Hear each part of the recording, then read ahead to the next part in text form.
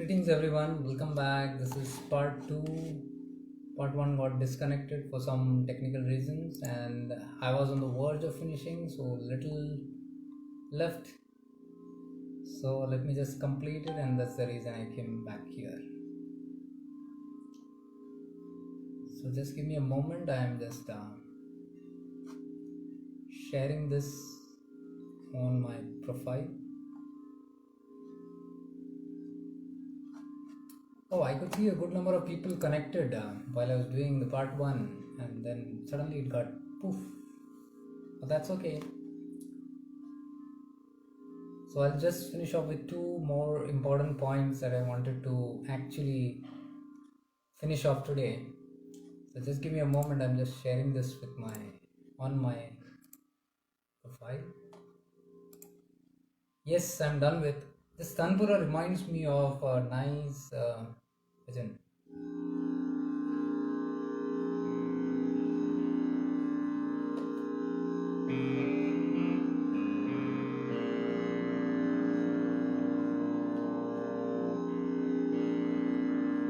Arunachala Shiva,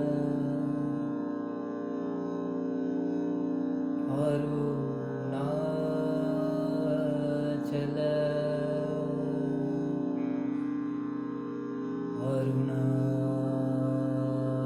Arunachala Shiva, Arunachala.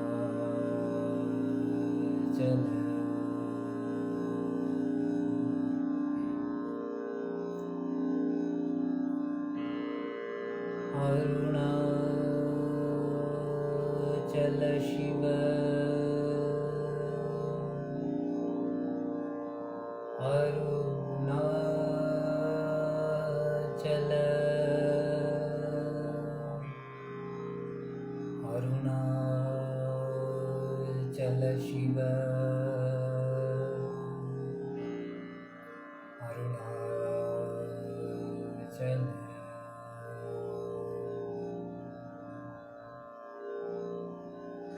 Some mantras move you into awareness. This certainly is one mantra that moves me into awareness. The Arunachala Shiva mantra of Tiruvannamalai. If you can, if you are interested, soak into this mantra, because when you recite a mantra, you get connected to the consciousness of that mantra or that being of that mantra. The being of this Arunachala Shiva is Tiruvannamalai hill, the holy hill, which is also known as the southern Kailasha of the south. This is the abode of great rishis and sages and avadhuts. No other place I have seen like Tiruvannamalai, being so rich with that energy, because there are thousands, not mincing my word, thousands of Jiva Samadhis since centuries on that hill. That is why it is known as Arunachala Shiva, the Agni Tattva. I don't know, I am not supposed to be doing this, but this Tanpura, this runs on the A sharp scale. It reminds me of the vibrations of Arunachala Shiva.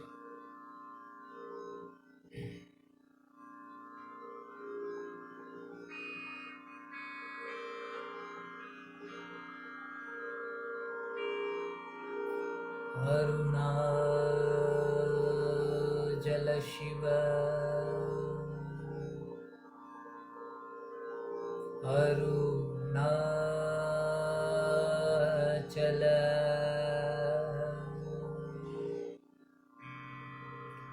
Arunachala Shiva,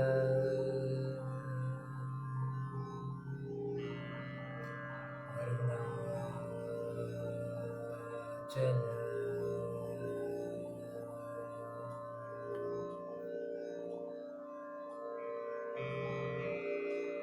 Arunachala Shiva,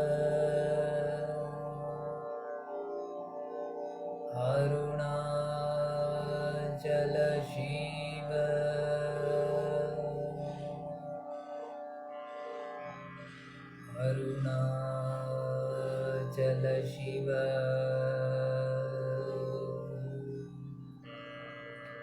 Arunachala,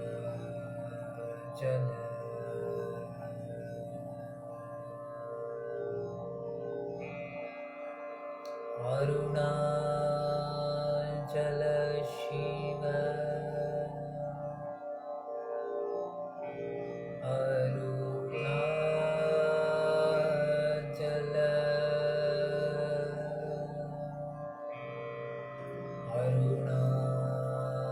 Arunachala Shiva,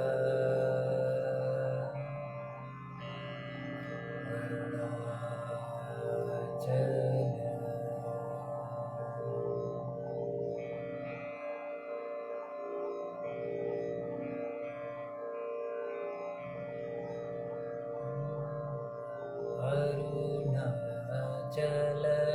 Shiva, Arunachala Shiva, Arunachala,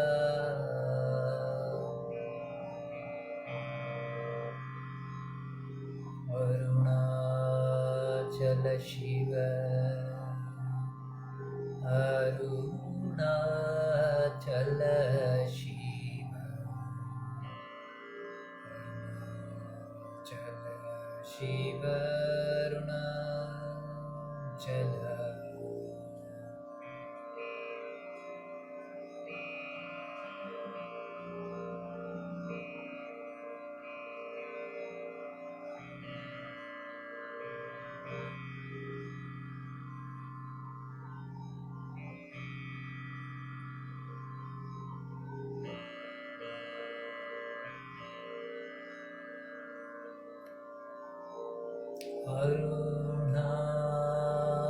Arunachala Shiva,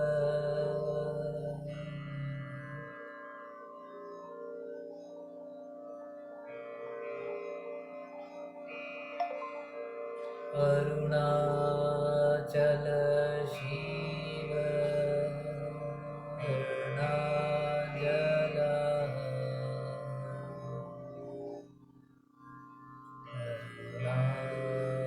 Arunachala Shiva, Arunachala Shiva, Arunachala Shiva, Arunachala.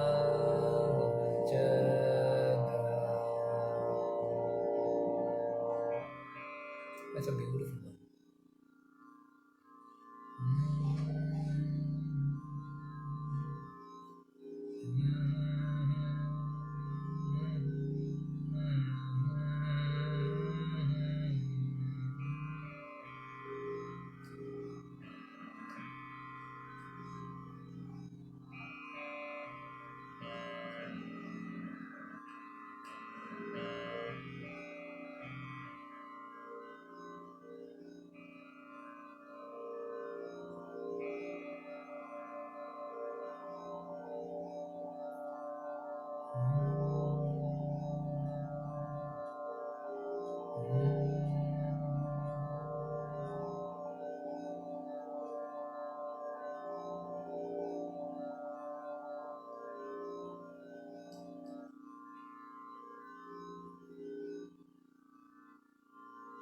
Tanpura took me to that place.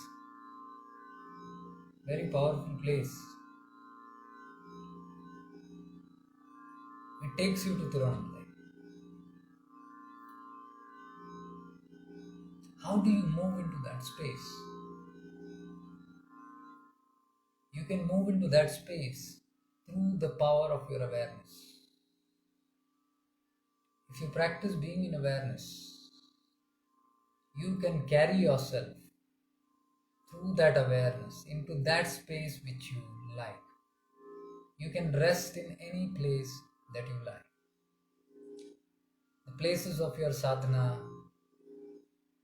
the places of your tapas, or even into the realms that you love. The realms could be anything. It could be the Siddhaloka, any lokas. It could be into the consciousness of your Guru. Wherever your Guru is established, Because your consciousness, your Guru's consciousness also is established somewhere. It is sthit in some state of consciousness. Guru is a divine being. The teacher, the master, also has a greater awareness and consciousness.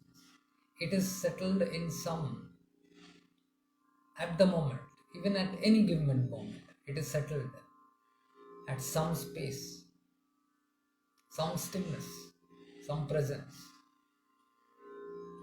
The beauty is when you tune into your higher self, you automatically tune into that zone. Then it is just a sankalpa.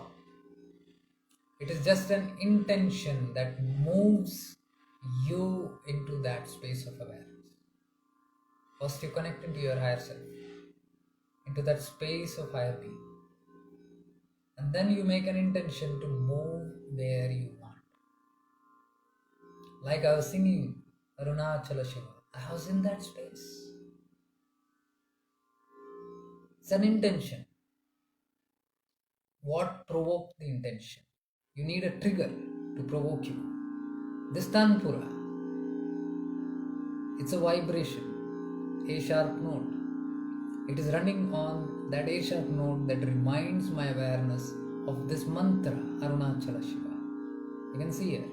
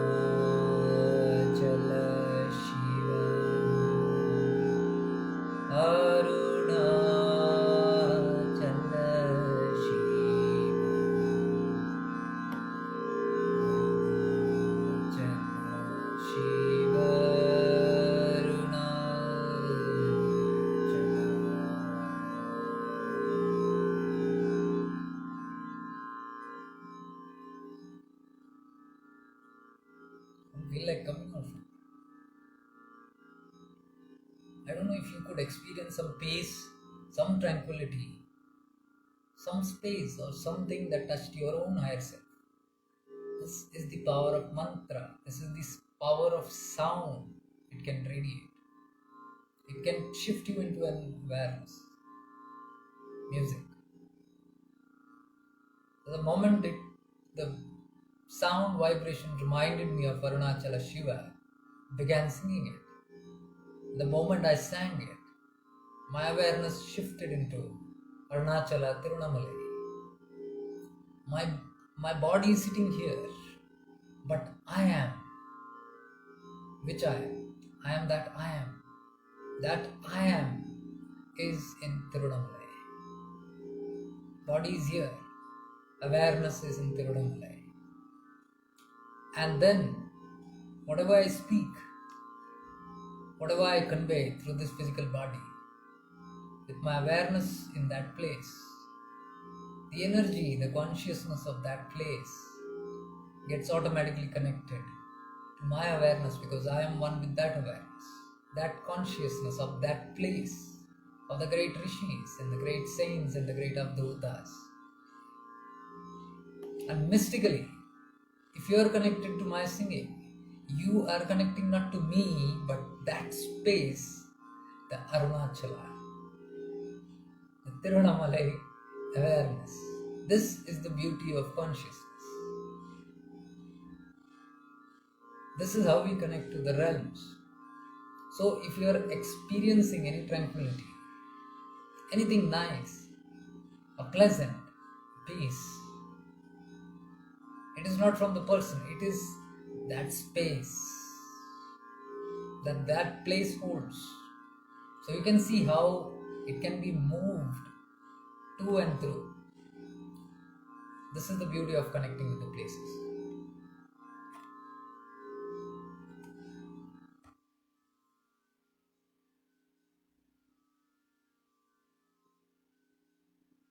Yes.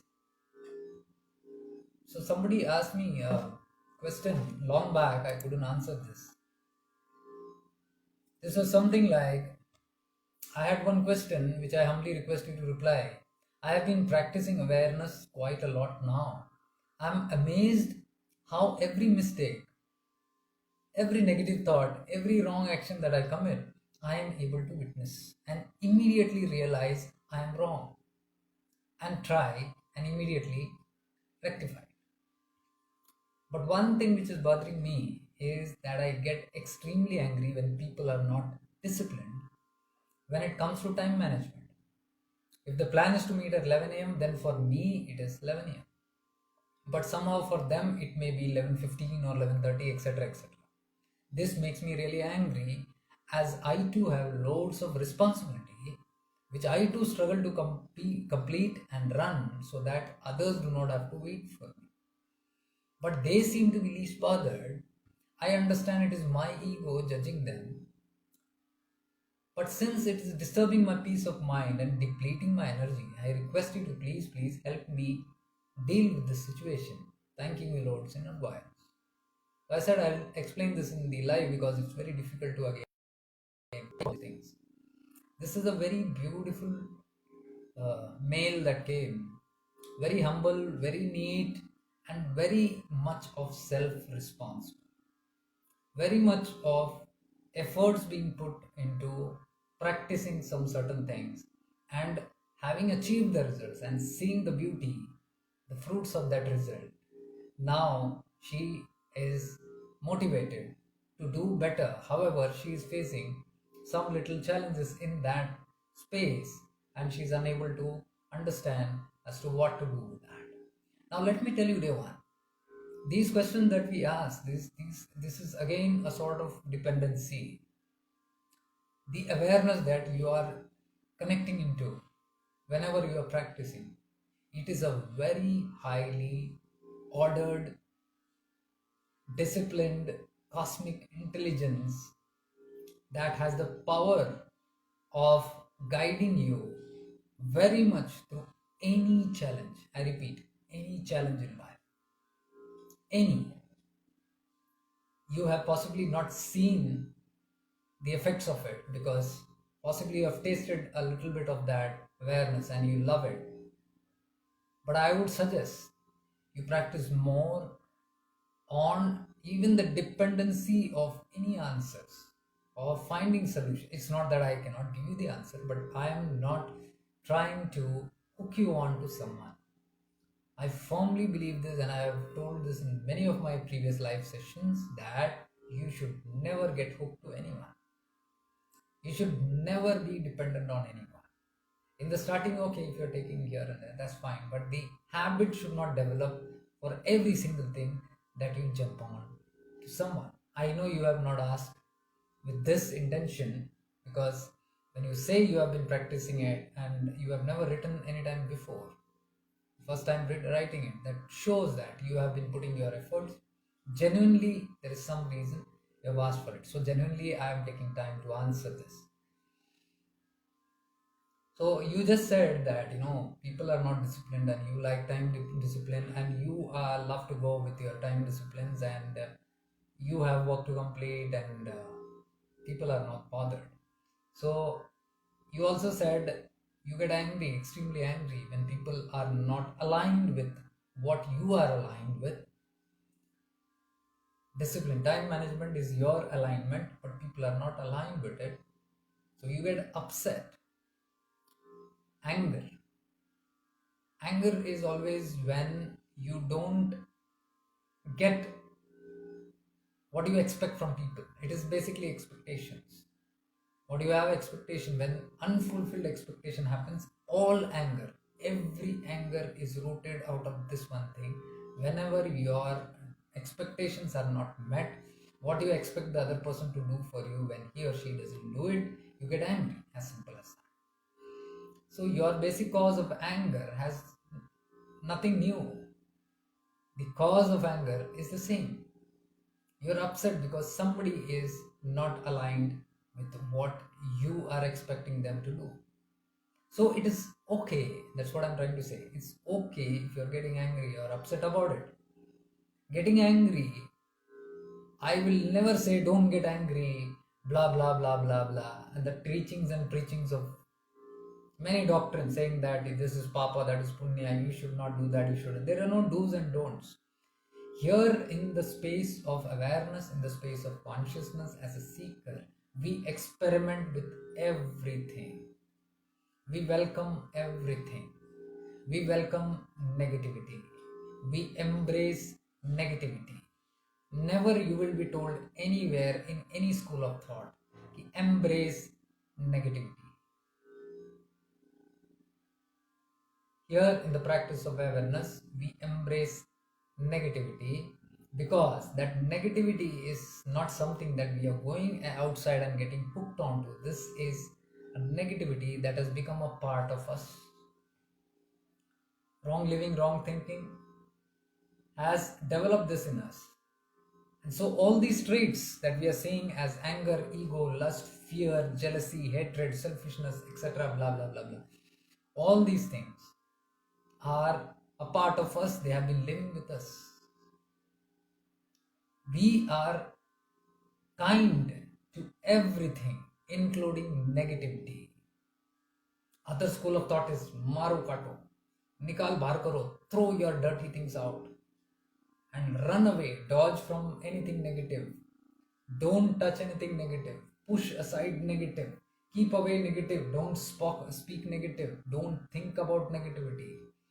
Anything that is wrong, anything that is dark, don't acknowledge it, push it down, suppress it, throw it away, run away from it. This is what the whole world teaches. Most of the spirituality also teaches this. However, not in the Siddha Marga, not in the space of awareness, because here we become aware of everything. Becoming aware of everything without judgment means embracing and accepting it. I told you, Lord Shiva never judged Ravan or Ram. He was neither impressed by Ram nor depressed by Ravana. Neutral, watching, accepting, both, because both are a part of him. The Devata and the Asura, where do they belong to? They belong to the cosmos, they belong to existence, they belong to the Creator. It has Utpatti, it has come out from somewhere. It belongs to someone. So the one from where it has come up, that person will own it. They cannot reject something that is a part of them. So Shiva doesn't reject anything. It is a part of, everything is a part of him. And that's fine. Ravan also states both the tendencies are okay with it. That is why you will see next to Shiva the Ganas, the Bhuta Ganas, the negative, what we call as negative Rakshasas. You will see them standing right besides Shiva in praise and dancing, and Shiva is fine with their presence, in their company. On one side you will have the Devatas who are only praising and flattering. He is fine with them also. What does that mean? That Tattva is accepting both the qualities, not encouraging both the qualities. It's a big difference. He is neither encouraging, neither discouraging. He is just the observer. And that tattva is what, as we as the child of that Shiva or that consciousness, are also enacting. The devatas and asuras are within us also. So never feel bad that it is my ego that is doing this. Okay, you are identifying it's sprouting from the ego. Yes, anger sprouts from the ego. Anger, lust, fear sprouts from the ego always. Ego is the false I. When there is false I only, there has to be fear, because limited के ऊपर consciousness आ गया. So this limited का जाने का भय है, so that fear comes. This limited mortal self को किसी ने कुछ बोल दिया, कर दिया, it gets angry. The ego is hurt, the false I. And the lust, if the body is rooted in body consciousness, it will lust for things that has body consciousness. So it all sprouts from the ego, it's right. You have identified it, but that's fine. But never go into that guilt trap or feel too remorse of, oh, my ego is doing this, oh, I'm getting angry, I'm not getting control. Do not judge yourself, my dear. If you are seeing all these things, be happy. Oh, you are able to identify it, fine.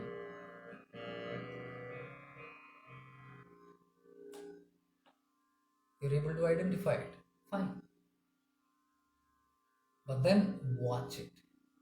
Keep watching it. You see it as the ego, watch it. You see anger arising, watch it. Don't shun it away.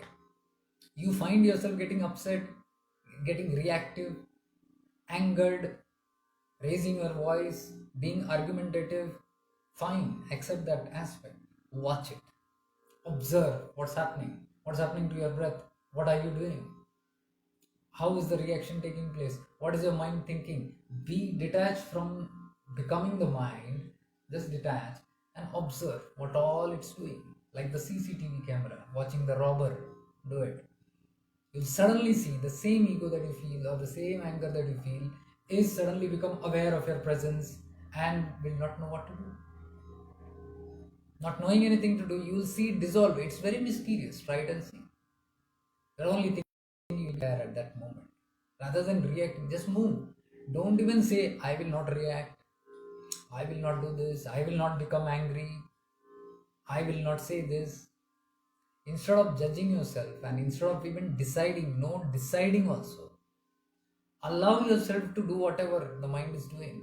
But while that automatic, previously kya hota tha, it was unconscious. You are not even aware. Your CCTV camera is off. Something is happening and you're doing, you're not even unconscious. You don't even remember that you got angered and where is this coming from and all that stuff. You don't know. It just happened and everything was altered inside you. But this time, now you are becoming more awake and aware. So when you are becoming aware, just watch it.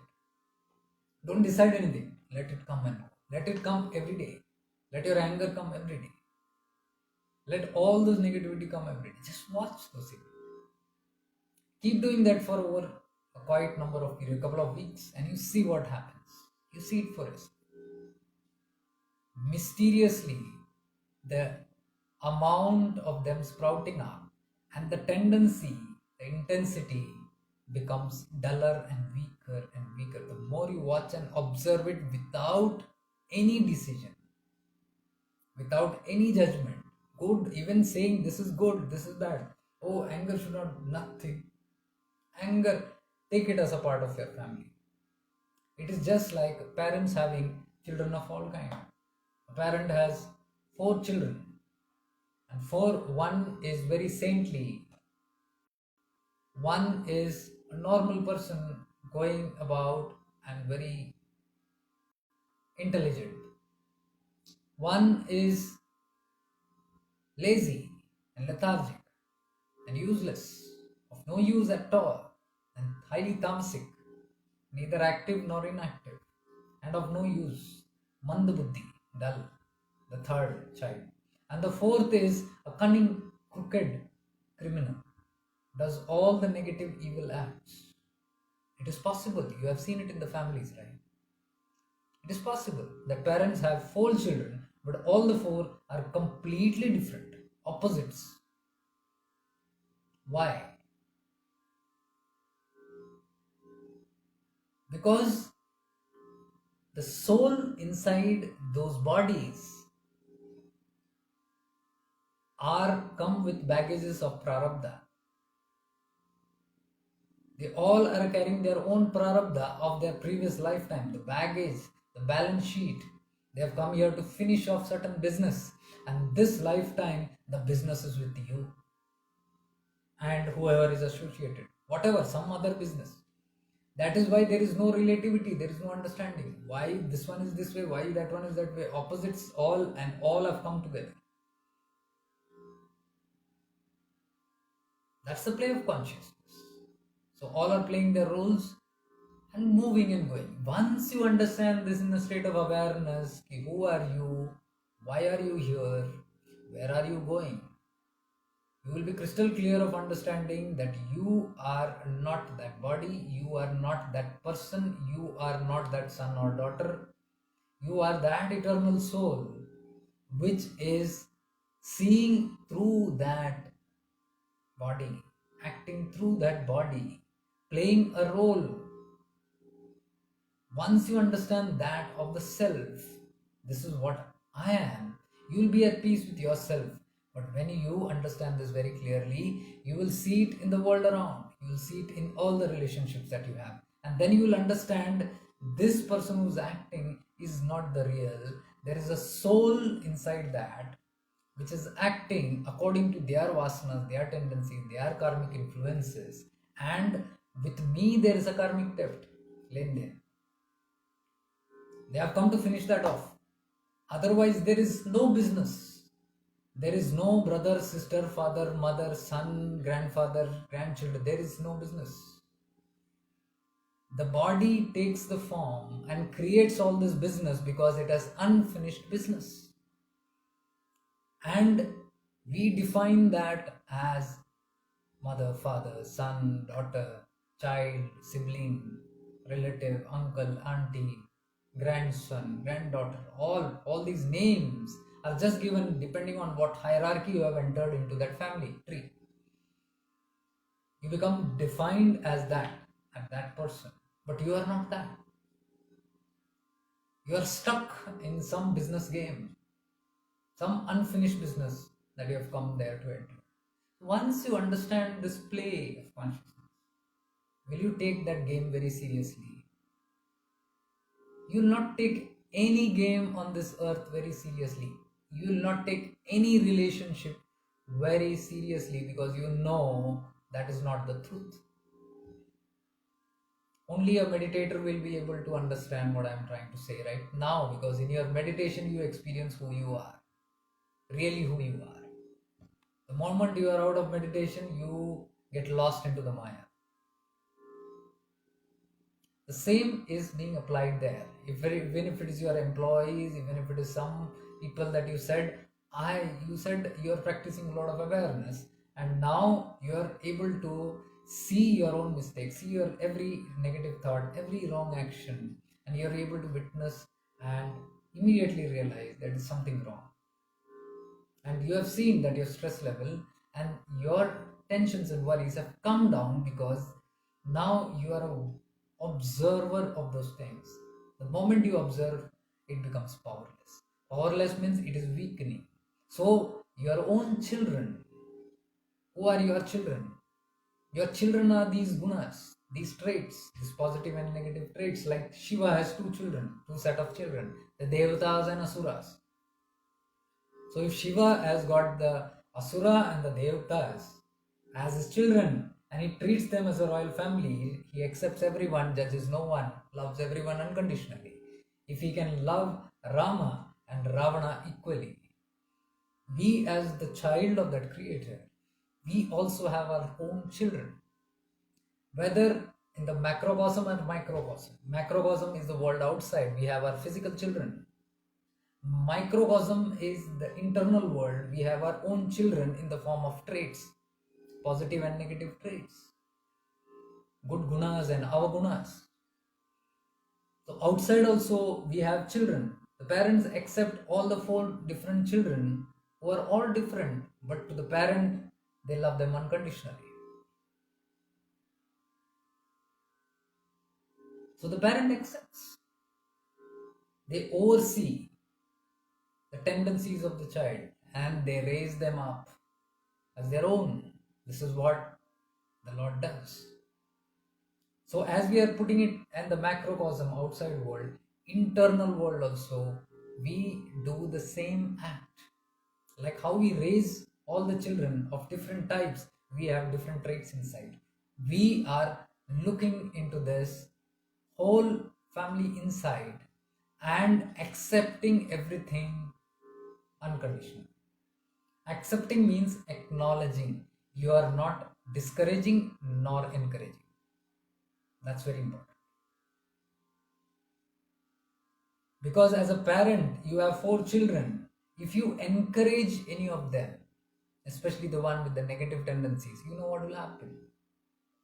So what does the parent do? It oversees. It overlooks. When the child does any mistake, it will not point out that negativity to the child because the parent doesn't want the child to brood over it or cast that negativity. That is something that is not acceptable. So the parent doesn't talk about it. They just overlook that and talk about something that is positive, something that is nice.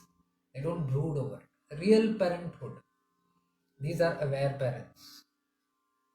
So as aware parents, they are taking care, they are aware that if they do not give attention to certain aspects, they will outgrow it. So they are helping their children to overlook that. And they are helping themselves also not getting affected by it too much, by brooding over the negativity of a child or being too excited with the positivity of another child.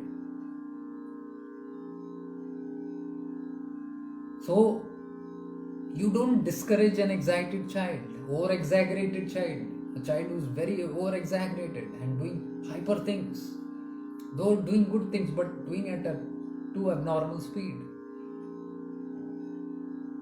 So the parent is very careful not to encourage, not discourage, because encouraging can cause more trouble, discouraging can lead to demotivation. It can demotivate a good child.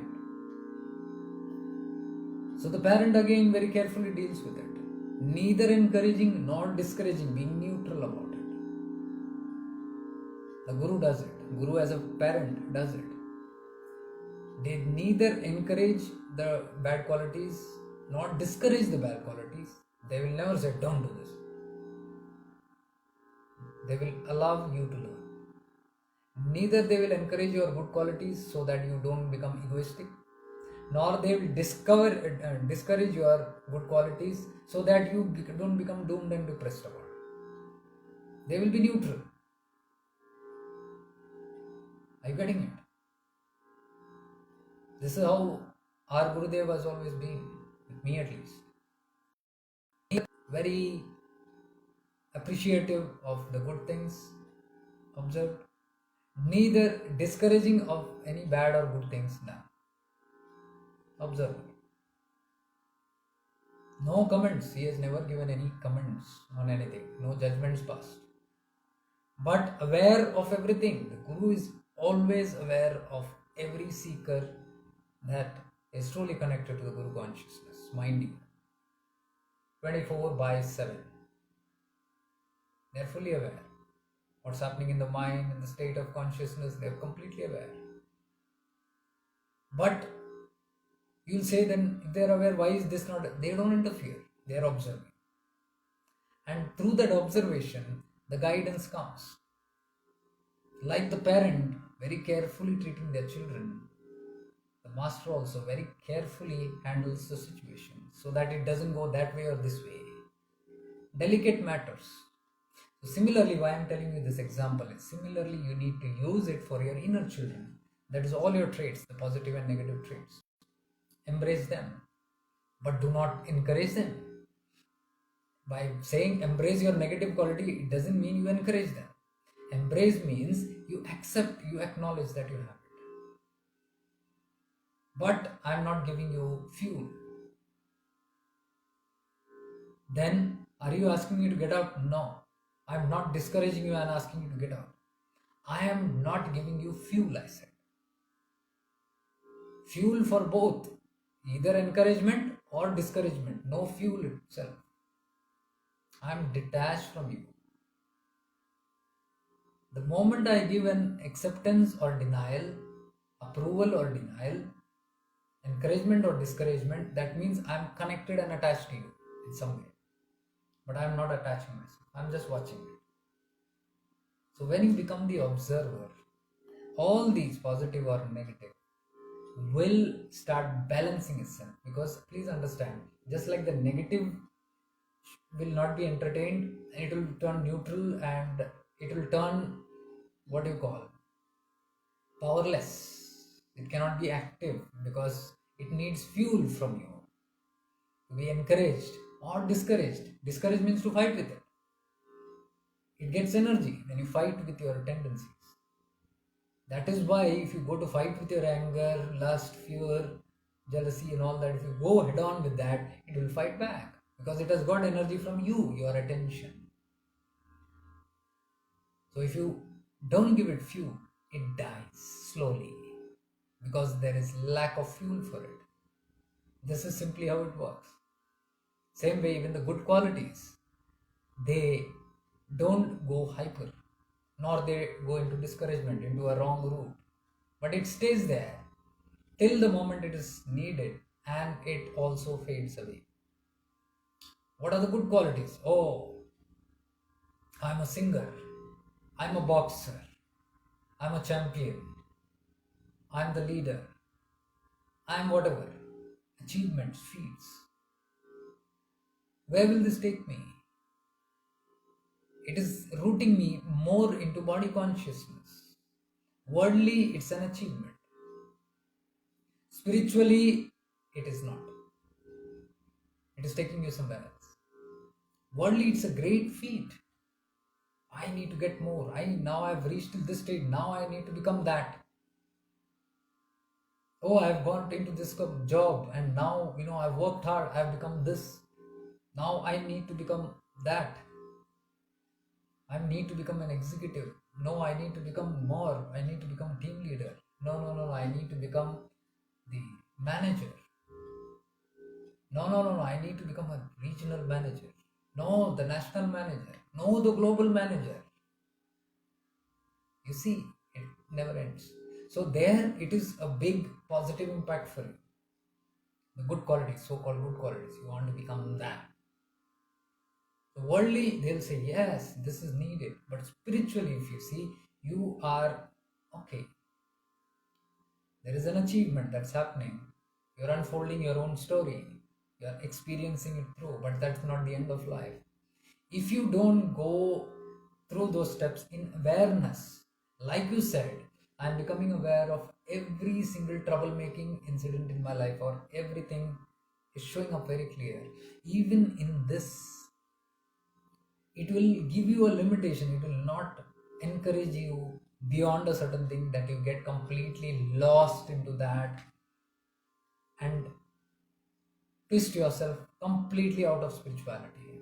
Your focus, your main purpose of life, you forget and you go into that. It will not allow you. Your awareness will not allow you. It will give you a balance. So it will not discourage you to don't climb the steps higher. It will not do that. Neither will it push you hard and make you lost into it. So that the beauty, it is only the observer. It is like, okay, you are climbing the steps, climb safely. But in your limitations, don't go over beyond anything. Okay, fine. That is why even people, there have been saints, great saints, like Swami Rama, for example, ran big institutions, great institutions. A yogi handling a great institutions and to a great level of involvement. They are able to do that because of that awareness. They are doing it for a very high cause, for a very beautiful cause. They know where not to go beyond. So that carefulness takes them in a very guided and protected environment to give the best without getting lost. They are very aware. So this you can definitely follow. What you got to follow here? Just observe. That's what I'm trying to tell you. The observer, the witness, the aware, the witnesser, the awareness, the consciousness is of cosmic intelligence. It knows precisely what to do, where to do, when to do. The awareness knows what to do, how to do. So taking too much in our hands, oh, this is happening, what should I do? There is no doing. I am getting angry. I'm getting upset with those people. There's no doing. Watch that. Even if you're getting upset with other people, how you're getting upset with other people, what is the reaction, what are they doing, what is your. Just look at the cunningness of the mind. Just look at the funny. Look at it with a lot of fun and enjoy it. Don't look at it with remorse and guilt or fear or irritation. Irritation happens because you're not comfortable. You have judged it that this is not good for me. This must not stay here. Get out from here. There's anger. Go out from here. So if you have a repulsion towards that anger, this irritation will come. And then you'll never embrace it as your own. Remember Shiva embracing both. So acknowledging it, accepting it. Okay, I'm getting angry. Go on getting angry. But every time you go on getting angry, increase your awareness on that anger. That is the catch. That's the secret. And slowly, without doing anything, everything will be done. That's the fun. You don't have to do anything there. That's a big trouble. With limited buddhi, what can we do? We are limited beings. Allow the cosmic intelligence to work. Allow the awareness to work. Simply trust the source. Simply trust the awareness that you're connected. Remember one thing, when you connect to the pure sacred space, it is not a simple space. I told you in part 1, we explained this very clearly. That sacred space is connected to a higher sacred space, which is godly. It's already aligned. So when the moment you fix into that synchronicity and you know you are in awareness, please know you are in the lap of God.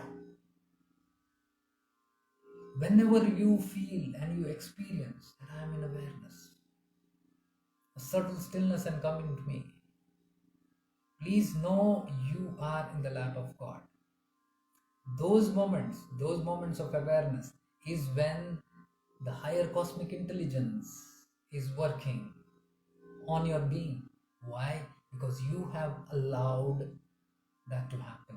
How? By aligning into that space and surrendering into that space. When you surrender into that space, that cosmic intelligence is taken over, because this is the meaning of surrender. This is the science of surrender. Because you have allowed it to work through you and you are trusting that to give you proper guidance. So when I tell you don't ask me questions, I am not being rude to you.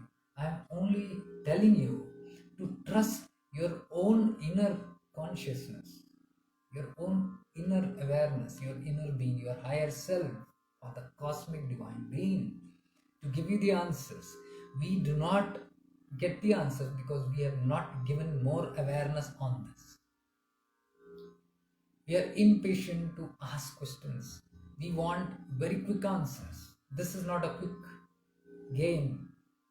This gameplay takes time for us to settle down and understand and realize. And this is the beauty.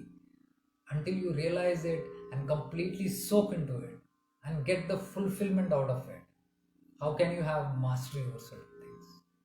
Mastery cannot happen when you depend on people for everything, for every simple reason. So it's okay, this question you asked enabled me to answer this to you, enabled you to get a higher understanding, enabled a lot of others also to get a higher understanding. So this is not a wasteful question, but again, deeply I'm telling you, trust more on your inner awareness. See, there are people, when I started with these sessions, there are a lot of people, there are a lot of emails, a lot of comments, blah, blah, blah, blah, blah. There were in some sessions I had to shut down people and tell them, just shut up. so much of pouring of this, but over a period of time, settle, because they have understood the pattern and what is all this about. It is not about asking, jumping, excitement. It is not something about doing. It is about undoing, and it is about not doing. By not doing anything, you undo everything. See how deep it is? By not, I'm repeating, by not doing anything means just being the observer into the back seat. By not doing anything, you are undoing many things. Why is there trouble for us? Because we have done too much things. Now we are undoing it. How? By not doing anything. Not doing doesn't mean lazy. No. It requires your full-time attention awareness. A tamoguni person can never be aware.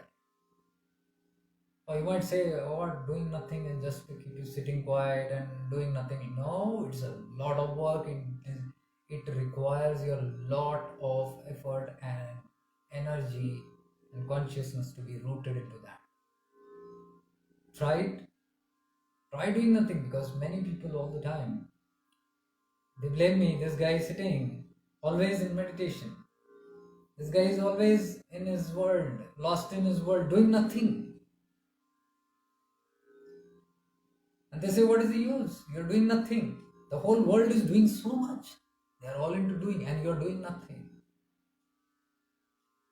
Even if I'm doing nothing, I am still fulfilling all my responsibilities.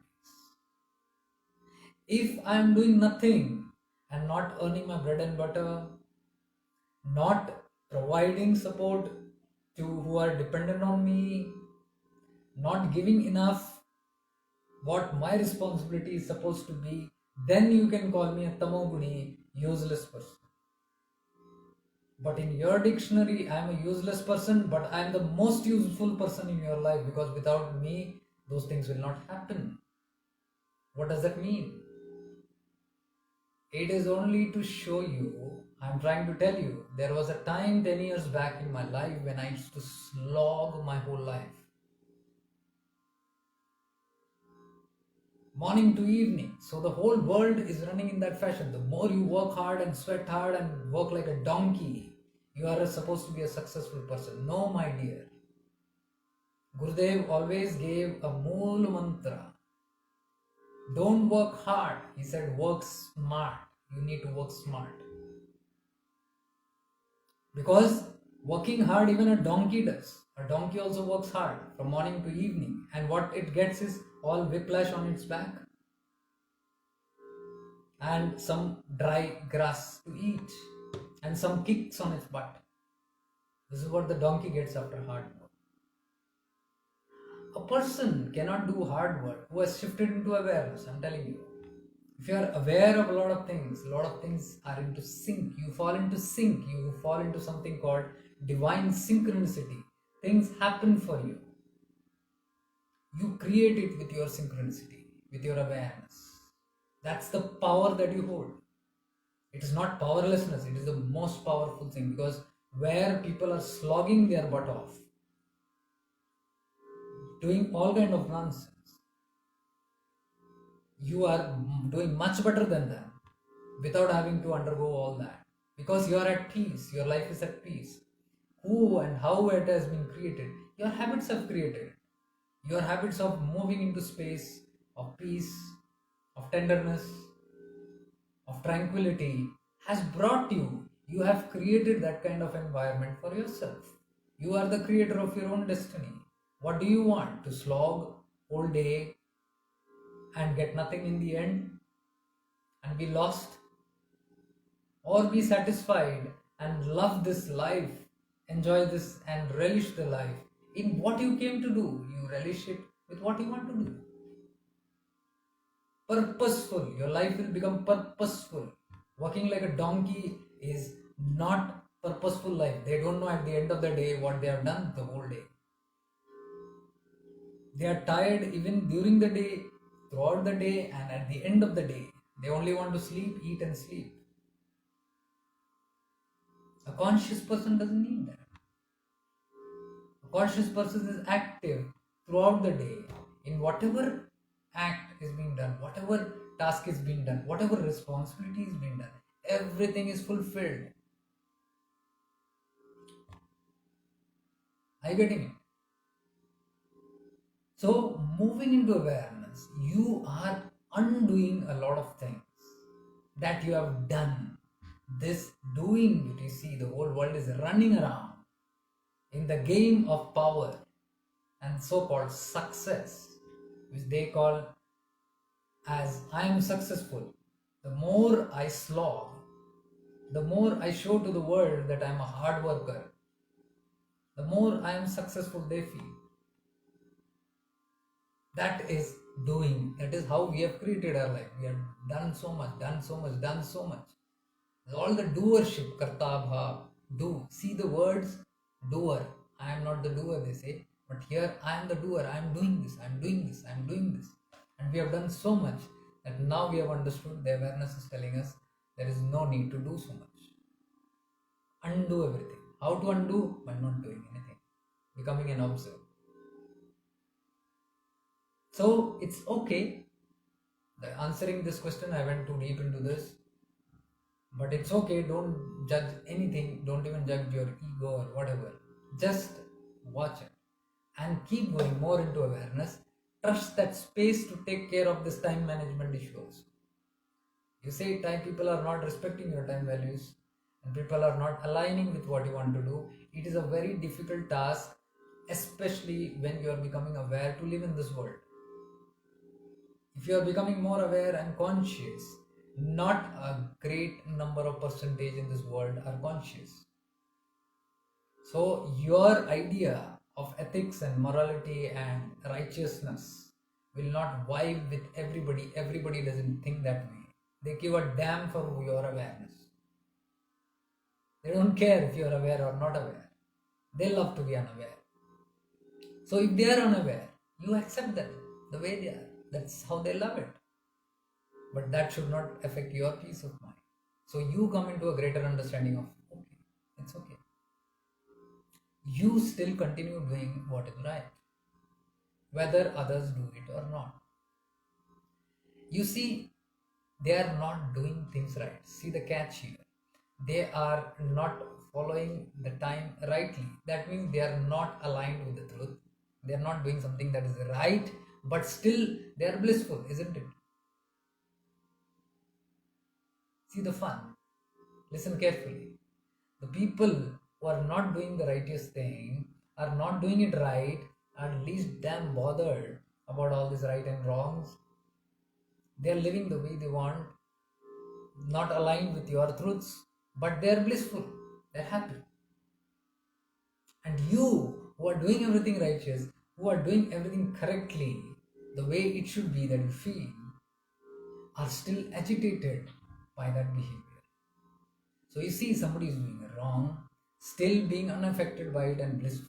But somebody is doing right and still being agitated by it. What does this show? Who's successful in the end? Who's having peace of mind? They are having. So here you learn why are they having peace of mind and I am not having peace of mind. Observe carefully and see. You'll see they are least bothered for all these things. How you think, what you think, doesn't matter to them. And when that doesn't matter, they are happy. So the secret you have got now, you got to apply the same this way. What they think, how they do, what they do should not affect you also. You are taking their act too seriously. They are not taking your act too seriously. We learn from them. That's what makes them happy. See, ultimatum is you should be happy and peaceful. So just by applying that, you not caring for what they do is not being affected by what they do. And by that, what happens is, you live in awareness, you continue doing what you do. Let them continue doing what they do. That will happen anyways. But ultimately, allow the sacred space, the divinity, the cosmos, the cosmic intelligence to work out a solution for this, because you do not know the higher thing. Some things might look negative, but it will be for your highest good. This has happened many times in my life. I can vouch for it. There will be many situations in life where you will see things are going not according to what you feel is right, and you might feel I'm doing everything right, still life is going the wrong way. No, my dear. Life is not going the wrong way. You are simply not understanding the divine play. You are not getting it because you are thinking it with your limited consciousness, so you are not able to understand it. At those moments, just surrender. But continue doing what is right. You must continue doing that. And slowly you will see over a period of time, suddenly the results change. I have had many number of such incidents in my life where I thought it's going somewhere, it's going to gone. I was thinking, but still I held on to that space and saying that let it be handled, and suddenly everything changed. And I see the outcome is completely different. And I see that to reach that outcome, it had to go this wrong way because the route was through that only. That is how beautiful it was, going to the right destination through the wrong route. You getting it? It was taking you to the right destination but through the wrong route. You never saw the destination. The cosmic intelligence is seeing the destination. You are seeing the route that is going wrong and panicking. This is why they say surrender is important. Surrender will happen only when you shift properly into awareness and keep yourself established. So I think I've gone too deep into this, but I hope it will not keep you doubtful anymore. So rely more on your own consciousness. So that is one reason I don't entertain directly answers. I want you to look into those answers. Because I told you, you are temporary, I am temporary here. We are not going to sit here forever. We are not here doing great work for people or anything. I am doing a time pass for myself. This is my time pass, my royal divine time pass, where I am doing my activities, where I get established in divinity. It gives me an opportunity. And in that moment, you feel that, okay, if I come and sit around here, even I get connected to divinity. Okay, we both are enjoying it. That's all that is happening here. But I do not want this to become a habit and you to create any dependency.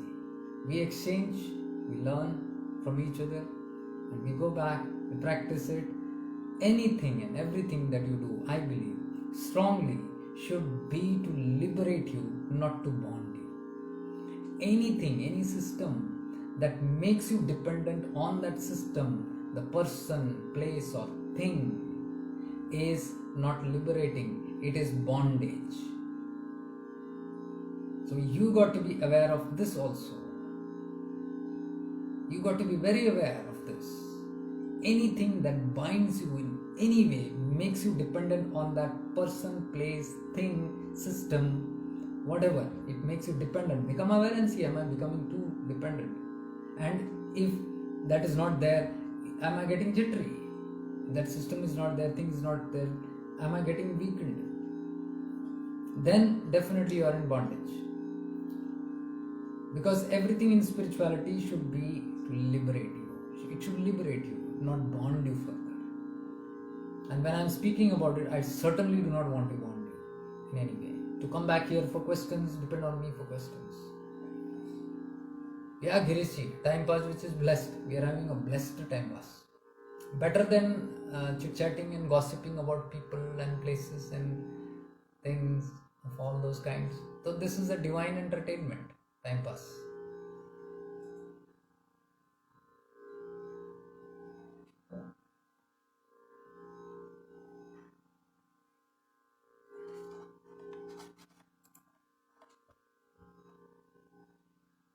Okay, finally somebody asked, what is the Babaji कहते हैं कि you be the book and you be the reader. What is the meaning of this? I don't understand. You be the book and you be the reader. This actually comes from Bhagwan Nityananda's teachings. Mastak ko pustak banao. Bhagwan Nityananda said, Mastak ko pustak banao. This is what translated into English as, you be the book and you be the reader. Now you already are the book. Very simple. What is a book? A book, any book that you open, is a story in itself. It has everything in it. It has all the knowledge, it has all the aspects of whatever it wants to express in that particular book. So you open the book, there is all this information stored in there. All information.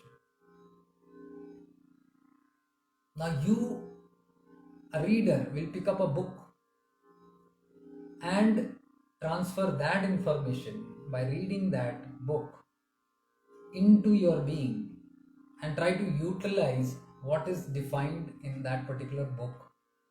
By whom? Where did the book come from? Is it your child? It is your creation? No. What is a book? A book is simply a person vomiting his consciousness into a couple of pages. His ideology, his thinking, his patterns, his thoughts are all expressed in a certain pattern called sentences. Beautiful way.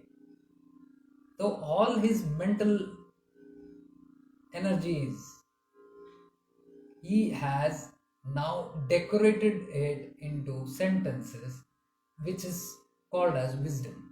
We call that as a book. And the author is from where the book came, the contents of the book came from. So when you open a book, any book, you are opening actually the consciousness of that author. You are opening into the consciousness of that author, and you are reading, connecting to the consciousness of that author and reading the contents of somebody else's mind. A mental diarrhea, or you can call it the word diarrhea. It is a diarrhea. All the words flowing out into the books, it's a diarrhea from the mind. It's a loose motion that the mind has. So it's all emptied into that book. And you take that book and you read it. And you are now defining your life with somebody else's consciousness. That means you have a book of your own. If you sit to write your book, you will write pages, because you have a story of your own. You have your own tendencies. You have your own thought patterns. So you can write your own book. You can write your own solutions. You can write your own problems. So if you sit down and write your problems, you will empty it into the pages, lot of pages, all the problems of your life, all the challenges of your life. Now you are confused and seeking solutions for this. But you have emptied only one part. It has got everything. It has got the solution, it has got the problem. But you are more aware of the problem because your focus is on the problem. What did I say? You need to get rooted into your awareness and trust yourself. I have the divine knowledge. That divine cosmic intelligence knows it. I means that I. We never do that. When we never do that, we seek for solution outside. Why? Because my mind is unable to tap into my solutions because the focus is too much on the challenges and problems. So when the mind is on that, it cannot go deep into the solutions. Those solutions also are there. We have not tapped into that awareness. So what we do is frantically, we all the time who are centered on the problems, we may write our problems, express our problems, talk our problems, and for solutions we seek outside. Exactly what I told you here. Don't depend on anyone. Books are nothing but seeking solutions from outside. Outside where? From the consciousness of somebody else. Now that person is wise enough to not focus on a certain list of problems. He is aware of the problem, but he knows the solutions. Because his awareness is little sharpened and he can tap into that. So he taps into his awareness of the solutions and he writes the solutions and he writes it as a book. This is the solution. Now, a seeker, you who are seeking the solution, will get attracted towards that book because it is the mental diarrhea of somebody who has had loose motions from their mind and emptied it into that book. So you pick that book and you start having it as the solution for your questions in life. You feel there is a fulfillment. That is how the reader always feel attracted towards books. They are seeking something, and when they get something, they devour it. They fully take it in and they enjoy it. Now, I'm not saying whether it's helpful or not. It may help, it may not help, it may confuse, all those things might happen.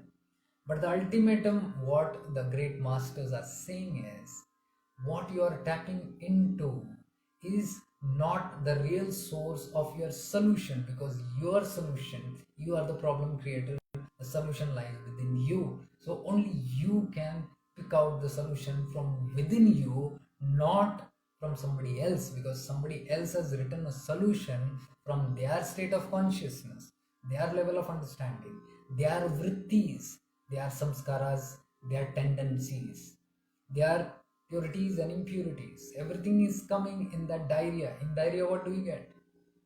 In a vomit, in a puking, what do you get? You get everything jumbled up. So it might be a solution. They are saying there is a solution, but it is a vomit. It will definitely have their samskaras. And we do not know the consciousness of the author. We have not verified it. No bookstores verifies the consciousness of the author. And that's a catch for spiritual seekers, because the people who are very aware of all these things, they do not want anything, any muck from outside. Anything that is not in match. So an aware person, a seeker, is very careful, very aware of everything that they put in. Everything that they eat, they are conscious. Everything that they listen, they are very conscious. Everything that they are seeing, they are very conscious. Only what is for the highest good of themselves, they will take in, either through their mouth in eating or through listening. They will listen only to the right things and the neat things and the correct things. They will never listen to anything that is going to harm them in any way. They will never see or watch anything that will harm them in any way. They will be very conscious and aware. This is the sign of a seeker who is completely aware. So all the senses, even your touch senses, even your smell, everything, awareness, become careful. But when we take a book, also that awareness need to be there. So I am very conscious when I read books. Until it is from some master who has that stability and that state of awareness, I will never touch that book. Previously, I used to read from every seeker and all that. Okay, that was one. But once I became aware of it, I stopped reading the consciousness of other authors, unless I am sure of what that is. And then, that is why, once when I met Ishan Bhaiya and we were talking about it, I was asking him for a certain book. I told him the name also. Do you have that book? He said, Jacob ji, ये सब मत पढ़ो, उपनिषद पढ़ो, वेद पढ़ो, आगम निगम शास्त्रस पढ़ो. That's it. Everything. So I didn't understand at that time. What was he trying to say? Gurudev was very particular about the books that you read. He was also of the same understanding that if you want to read the rishis, because they are of the highest state of consciousness. And he brought me a book and he said, you read this. I looked at it. It was the Avadhut Gita. So that's how I started realizing, okay, it's a mindful act, even what you read. Because that becomes your consciousness. Even what you see, right now we are seeing this live. You're watching somebody. what is there in the consciousness, it is becoming a part of you. So you got to choose wisely. Is this going to help me in my journey of consciousness, or it is not? If it is, you connect. If it is not, you don't. That's how we choose here also in awareness. That is why all the great masters said, you be the book, you be the reader. Because when you are the book, you already are the book. You have every contents of your life stories inside this. Both seen and unseen, it is there inside. But he says, you become the reader. Reader how? How can you become the reader? You got to become the observer. Got to get into awareness. Only when you are into awareness can you read yourself. Now you wrote an email to me. I'm practicing awareness and suddenly I'm seeing all my negative traits. I'm seeing how. This is you becoming the book and you being the reader. You have become the reader of your own book, and your book has got all stories of ego, anger, fear, hatred, and at the same time good qualities like love, compassion, kindness, generosity, humility, all these concepts. So both stories are there. So as a reader, you are reading your own consciousness. It is precisely shifting into awareness and watching yourself. You be the book and you be the reader. You read your own story, you find your own solutions. You become the author of your own book, which is indirectly saying you become the creator of your own destiny. It's the same as you become the author of your own book. When can you become the author of your own book? Only when you can become the reader of your own book. So you become your book and you become the reader. I hope I've explained this also very in a detailed manner to you.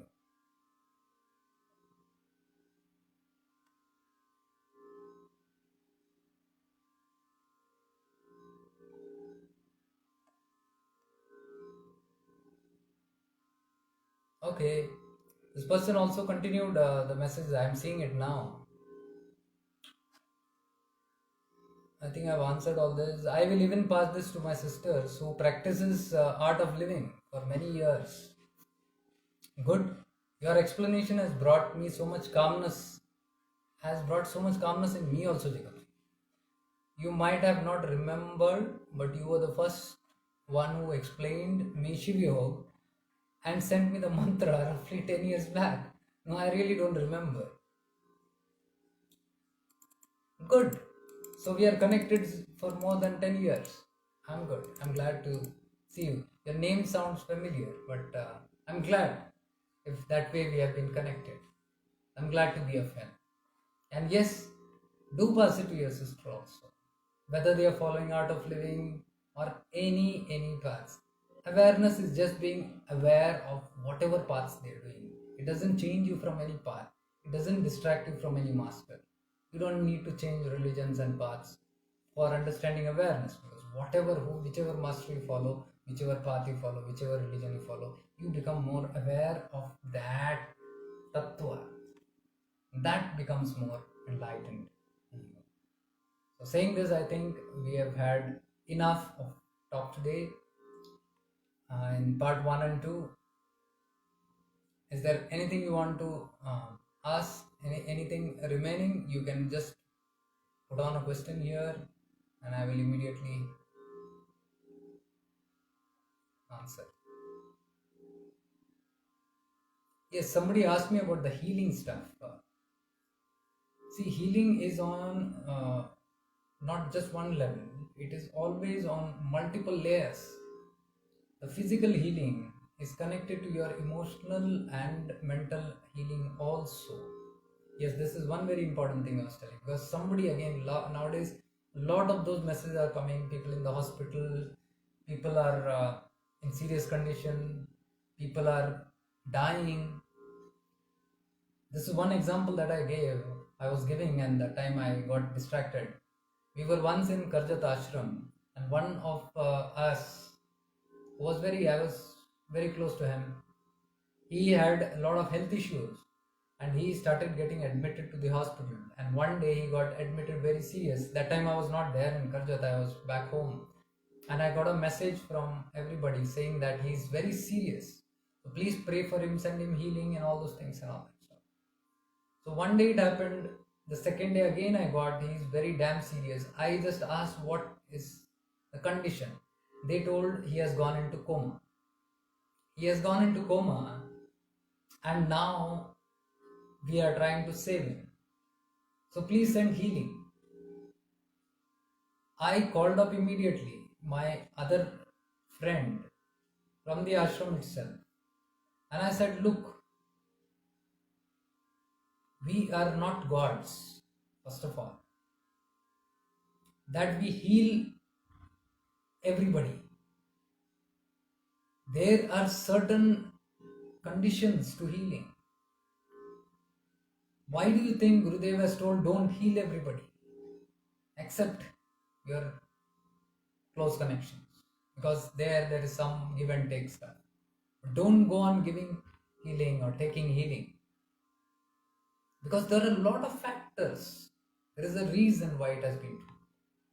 Because people were sometimes misusing it, sometimes over interfering into some things. Because my awareness was telling when this person is in coma, my awareness was telling he doesn't want to be healed. Because this person was the same person who was very serious and on his deathbed, and Gurudev had given healing. He came back and he was fine and he revived after a couple of weeks. But he had lost the will to live because of some of his personal problems. And he had no interest. He had lost hope or whatever you can say. Because he was interacting with me. We were having food together. We were moving around together. So I knew what was going on in his life. But somehow there was no responsibility taking there and there was no efforts to self-transform. This is what I'm trying to say. When there is no effort to transform myself and I am only taking healing, I do whatever I want.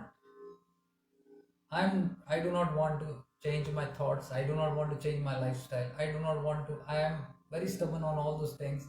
I will not change. I will do the same nonsense that will end me into a lot of trouble, including my physical illness. I will attract illness through all these things. And then, when I am suffering, I will ask for healing or demand healing or expect healing. What will happen? Your healing might work, but very soon it will revert back to the same condition. Why? Because he or she is the creator of the problem. So there are cases where the master healed completely that person, but over a period of 3 months, that person was back into same position.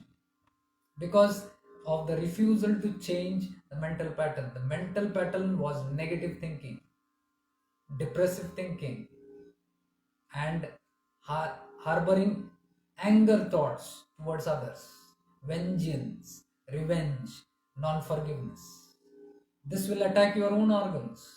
It will attack your own body.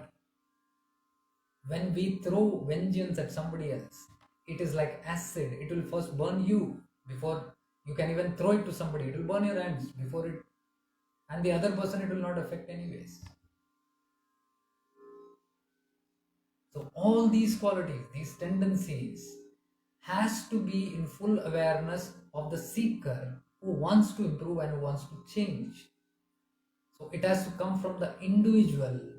The acknowledgement of the healing begins there. So if the acknowledgement is not there, you cannot heal that person. This is why Gurudev expressed to everybody, do not heal people like that. But somehow people have not understood the concept of it, because still if something goes, we get healing, I get healing requests. Please heal, please heal. You cannot heal like that. You can pray. I will say I will only pray. I will pray. And what was my prayer? My prayer will never be save that person, heal that person, do this, because I am not smarter than God. I don't think I am more smarter than God.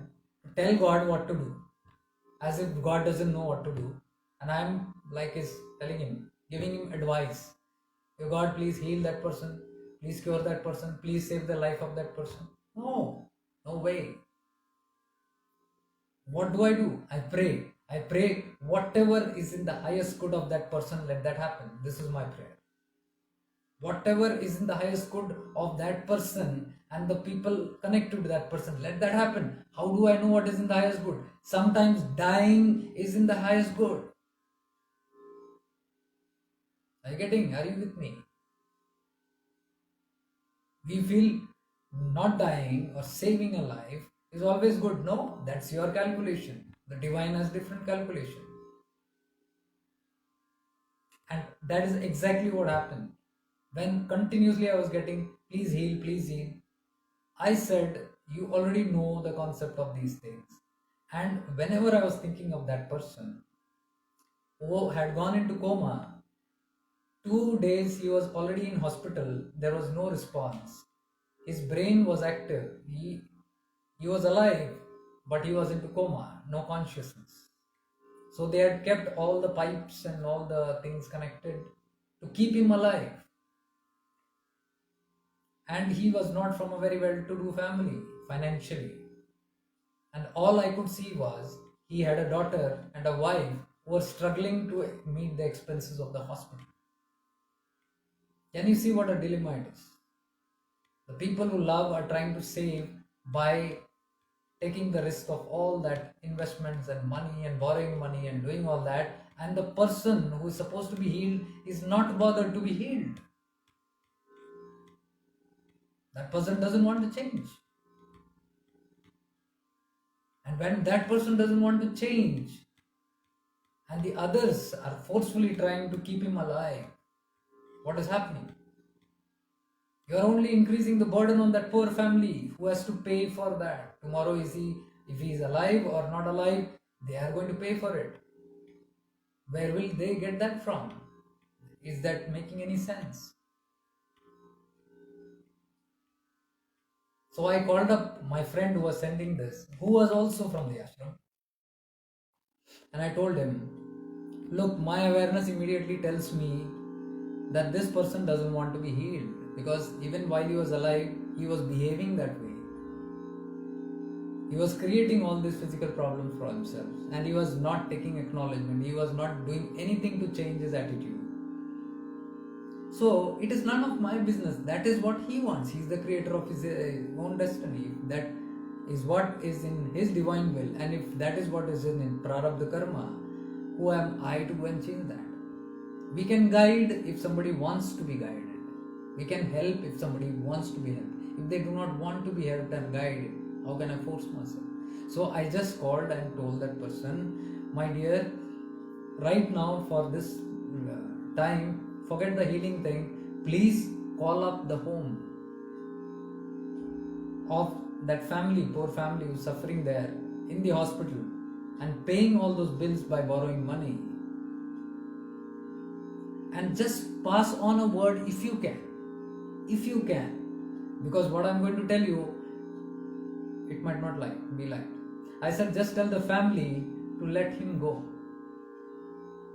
He wants to go, let him go. It is not his free will. Because while he was alive, he used to tell me, I don't want to live. So he was clear. In his consciousness, he did not want to live. So it's very sure when he entered into a state of coma also, his consciousness has gone into that state of coma. His consciousness is alive. He is consciously aware. Physically he is not connected, but he is consciously aware. And his decision is, no, I want to get enough because I have suffered, because he was suffering a lot. And see, if he is suffering a lot and he wants to leave his body, it is his divine right. It is his decision. We must respect that decision. Are you getting it? It is the soul's decision. How can we play gods and try to alter something? Do you know what a big dilemma that is? What a big trouble it can be. deciding for somebody else's, especially such major things. We are not giving the divine respect to that person. So I told all of the family and tell them, if possible, please pull off the life support. You are force feeding that body and keeping that body alive just because of your attachment to that body. And what is your attachment? You call it love. It's not love. It is, oh, ye gaya to kya hoga? So you are scared. If that person dies, what will happen to me? That is your love. That is what you call love. It is your own insecurity. It is my own selfishness which I want that person to be alive. That's all. That's what is defined as love. There is no love. It is self-love. I didn't say all this. I'm just telling you. So when I told this to my friend, he acknowledged immediately. He said, I had exactly the same idea, but I could not tell. I said, try doing it because you are close to their family. Try doing it. He said, okay, tonight I'll call. Let me see. That night, a message went to Gurudev, was sent because he was one of the members there. It was sent to Gurudev, please heal. Which I came to know the next day. They told me, and Gurudev clearly said, he wants to go. Meaning, he could have done it. He could have healed, but there is no ichha.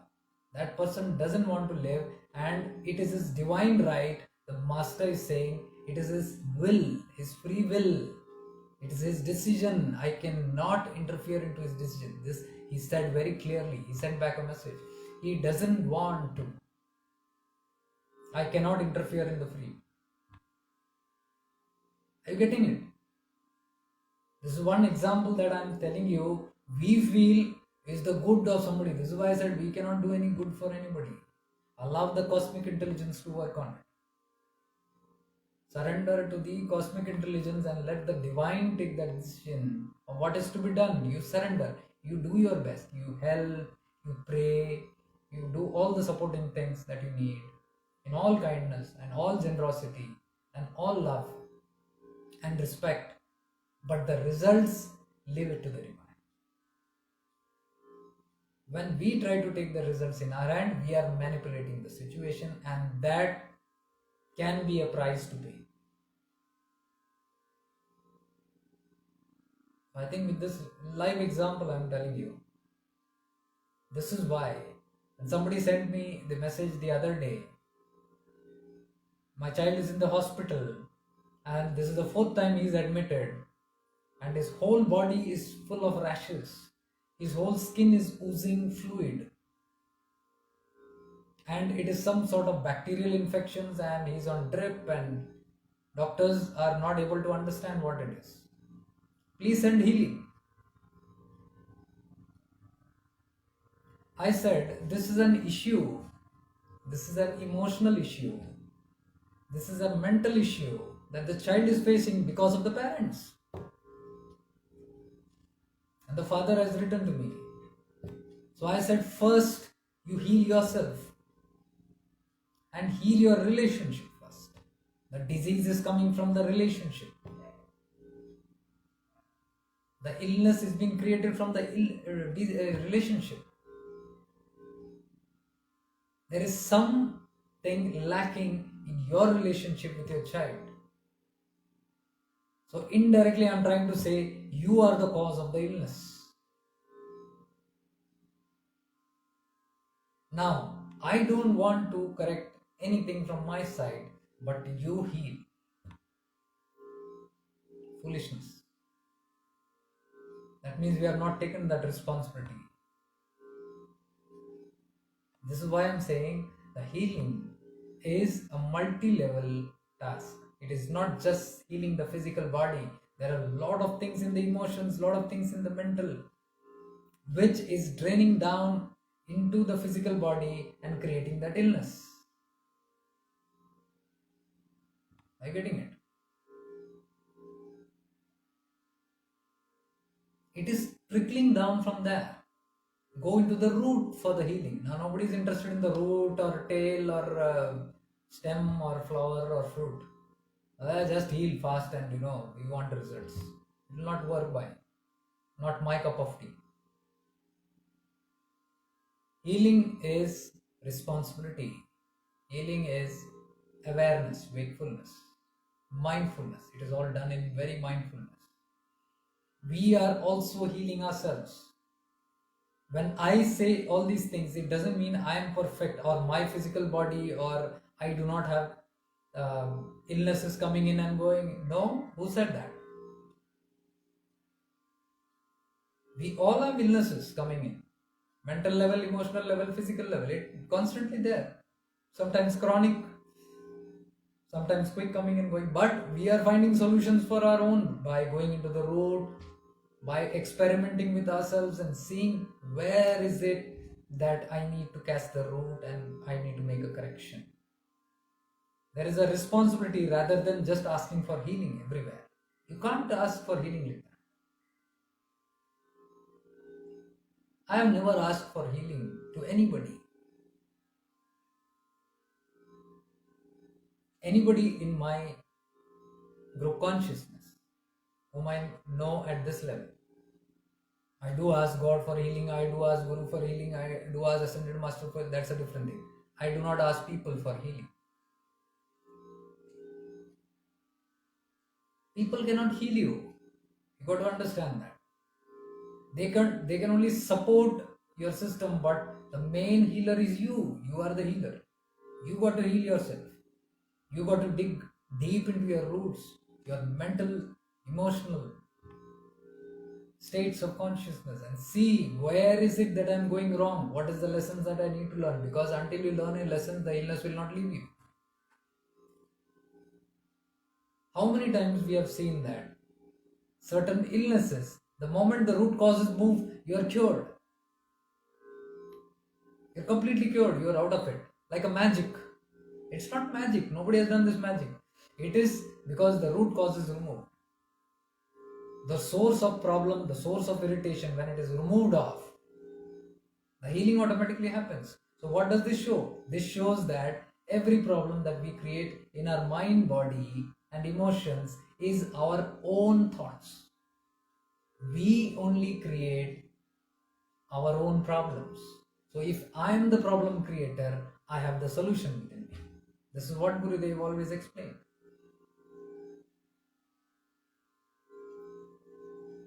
I am the book, I am the reader. I read myself. The author only reads the book properly and identify where are the corrections, because no third party can ever tell you, even you go to a psychologist or a psychiatrist or a counselor or a therapist, even if you empty everything, you are not going to empty everything first of all. I am telling you.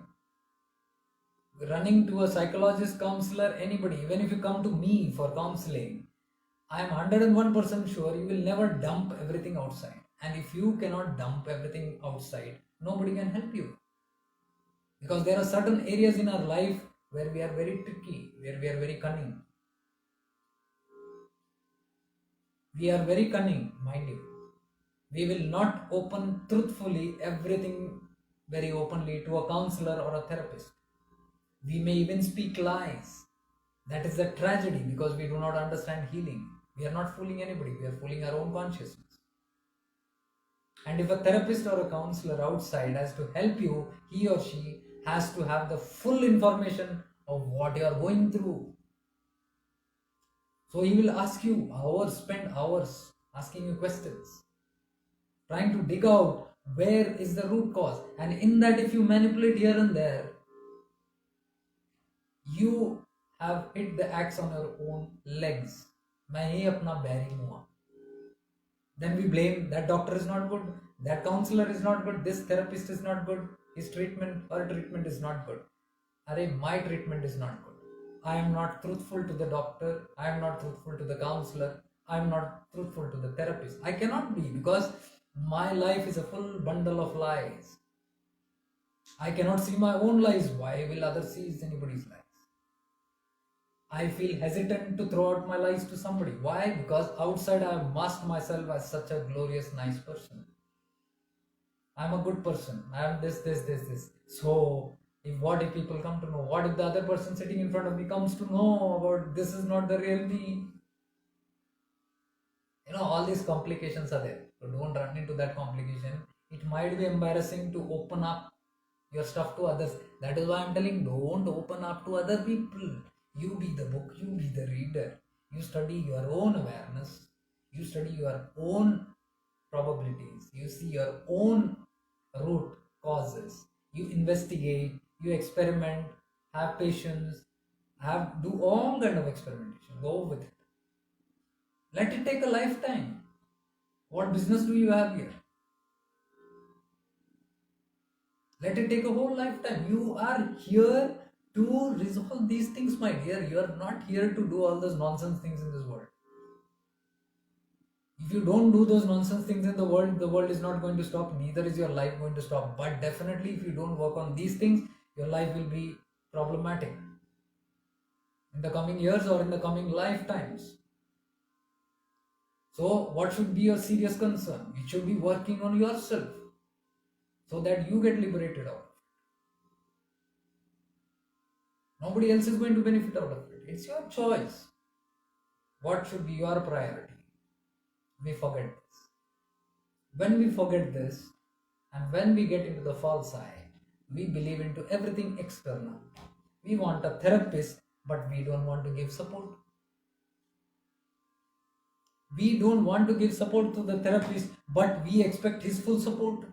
What nonsense is that? Ridiculous life. Why it is ridiculous? Unconscious living. Unmindful living.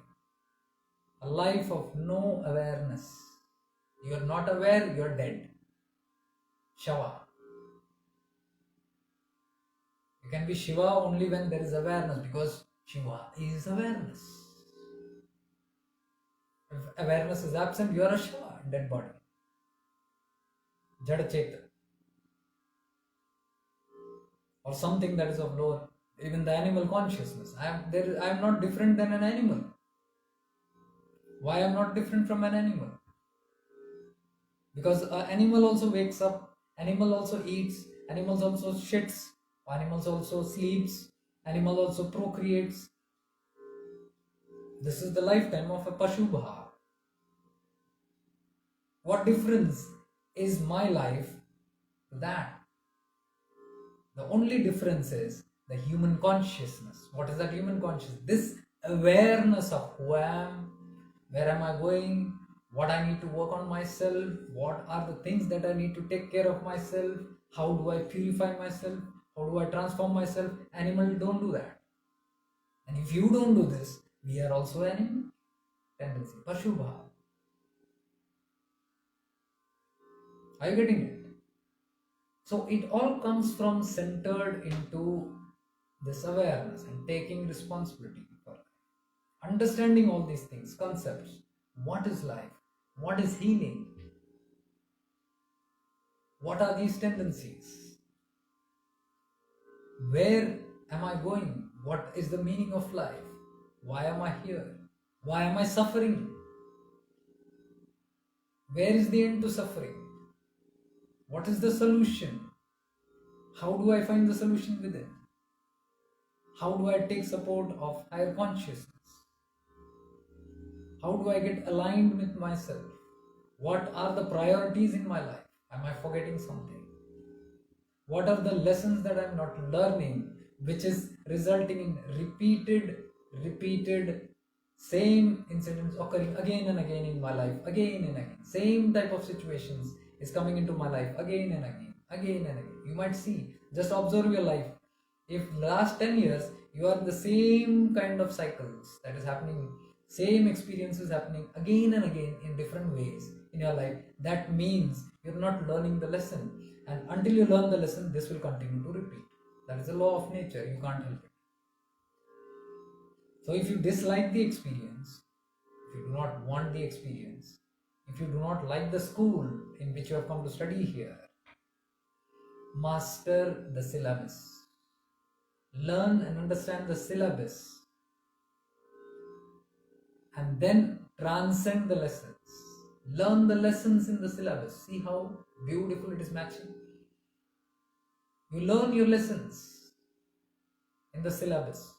You master it. You outgrow it. You transcend it. When you transcend it, you are victorious. You pass out of school. This Bhuloka is school. It's a big university of life. That is why day before yesterday I put a post. Don't try to change the school. You cannot change the school. If you try to change the school, you are a fool. The whole world is hell-bent on changing the school. We don't like the school itself. Let us change the world. Let us transform the world. Let us do this. Let me do this. I am doing this for the welfare of the world. I am doing this for the service of the world. We cannot do any damn thing for the world. The world is a university. It's a school. It will be here forever. Mark this. The Bhuloka will be as it is. You're coming here and doing any act, nothing is going to happen. Boom. Why? See it from history. Lord Krishna came, Lord Jesus came, Lord Buddha came, Lord Rama came, Lord Nanak came, Lord Mahavira came. Everybody came as avatars, powerful beings. And what is the state of the world today?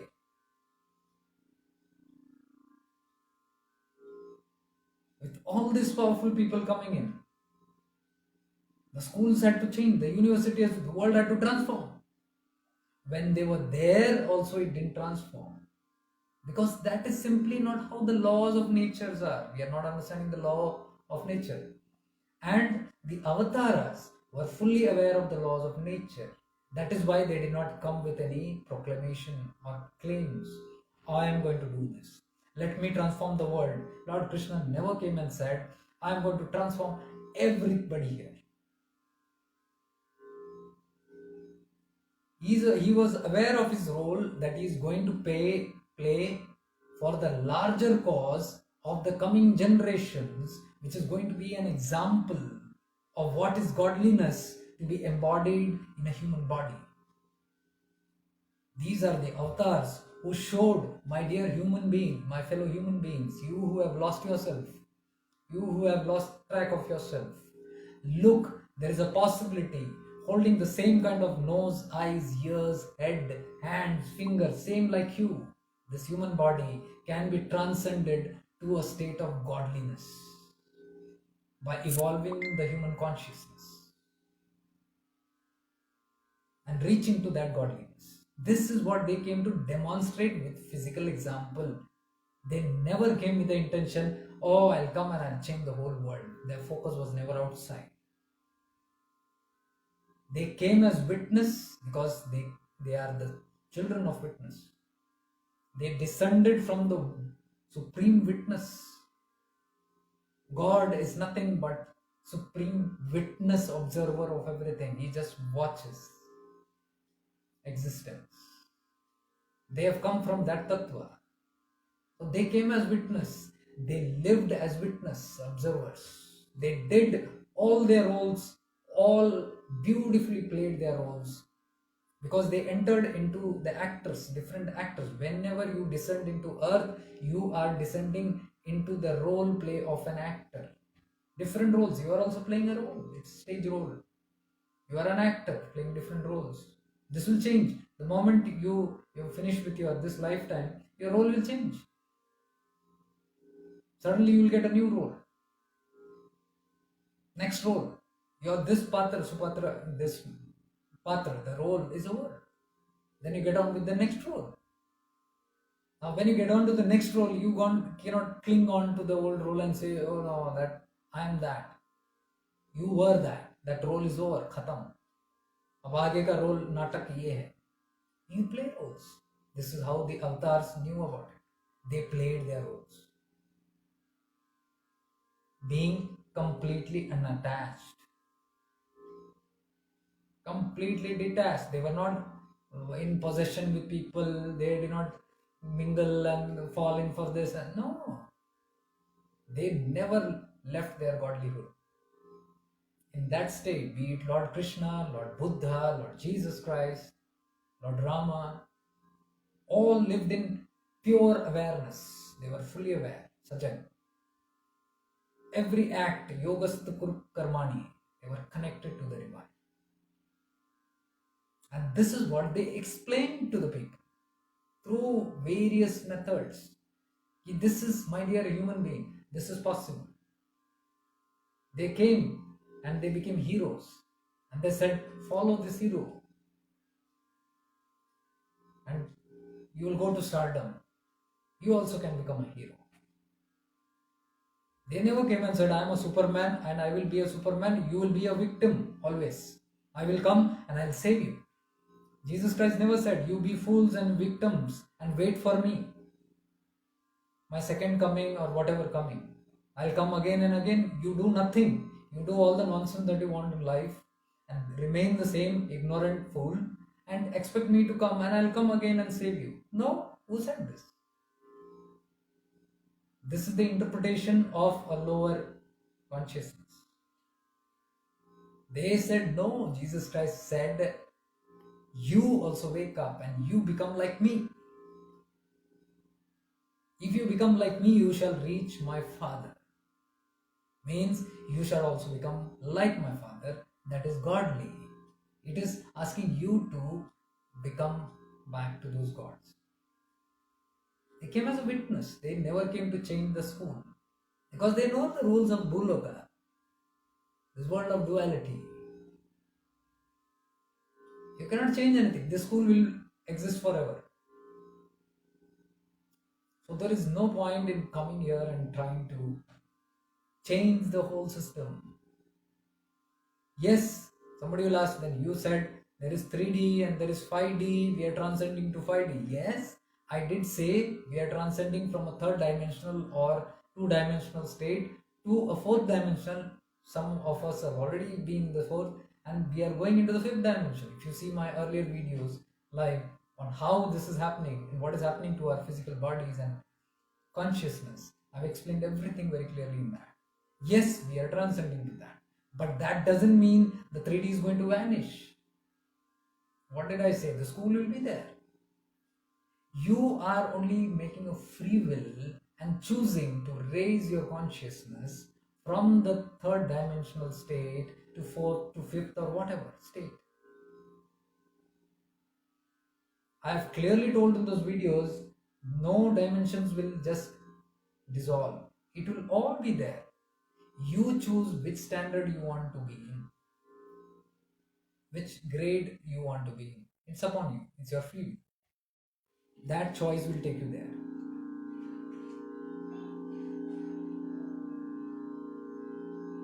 So if you choose not to transcend anything and remain in the same grade, it's upon you.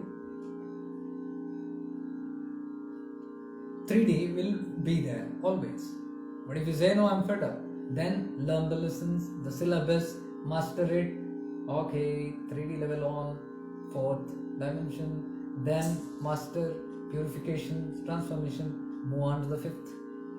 And you leave behind all these, because you have outgrown all those lessons. You know this syllabus now. And when you are established in 5D, why 5D? 8D, 16D, there are Avdusas are on all these higher Ds. Are they not living with 3D, 2D people? They are in this 3D world. But their body is seen here to be in this state. But they are in God knows what these states. Very higher dimensional states. What does this mean? The school is not changed. When Krishna came here, he was definitely not operating on the third dimension. Not Buddha, not Mahavira, not Jesus Christ, not Guru Nanak were operating, not Muhammad Prophet. They were not operating on the third dimensional levels.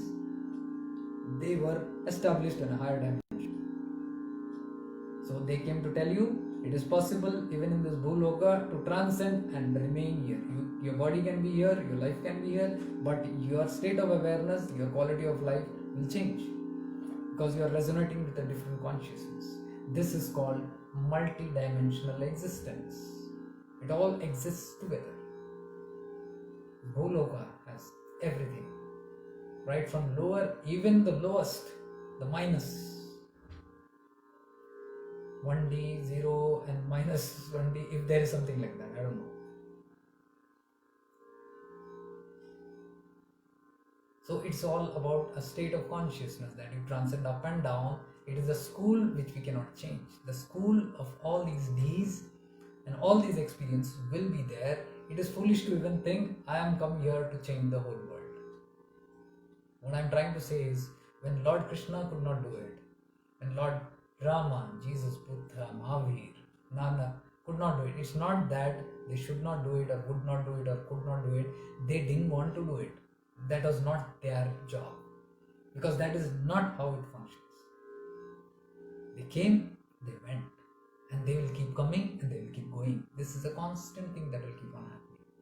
So we shouldn't be like fools. Okay, now let us wait for the next coming of an avatar.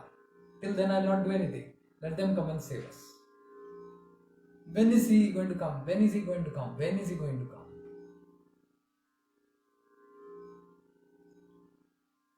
Small catches.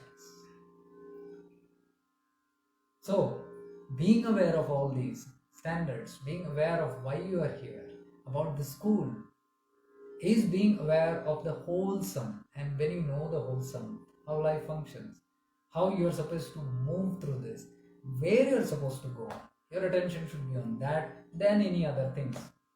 All these other school of thoughts, many have got stuck in the 3D world. They talk about higher dimensions, but they are operating all on third dimension still, because it is still lured by the greed factor. It is still lured by all the third dimensional stuff, lower tendencies. So there are various concepts and philosophies that explain and even confuse people, and probably even keep people stuck into that level without liberating them. They are bonding them to those systems. Are you getting it? Whatever vested interest that is there. That's why I said you shouldn't be bonded. Any system that is built should liberate you. Did Krishna come and bond you? Bhagavad Gita is liberating. It will liberate you if you understand what he said rightly. Bhagavad Gita will liberate you, Bible will liberate you, Quran will liberate you. Granth Sahib, all these will definitely liberate you. Why it is not liberating? Because we have not attached to the consciousness of that person. We are reading it through the 3D level. The syllabus, it is a very high level syllabus. Bhagavad Gita is a very high level syllabus.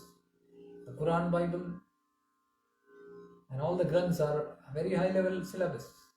If you try to study it as a third dimensional, no, you got to raise your consciousness and study it. If not, you will end up in misinterpreting it and then making many different school of thoughts here and attaching the lower or the third dimensional qualities to it and giving it a name and form and making business of it.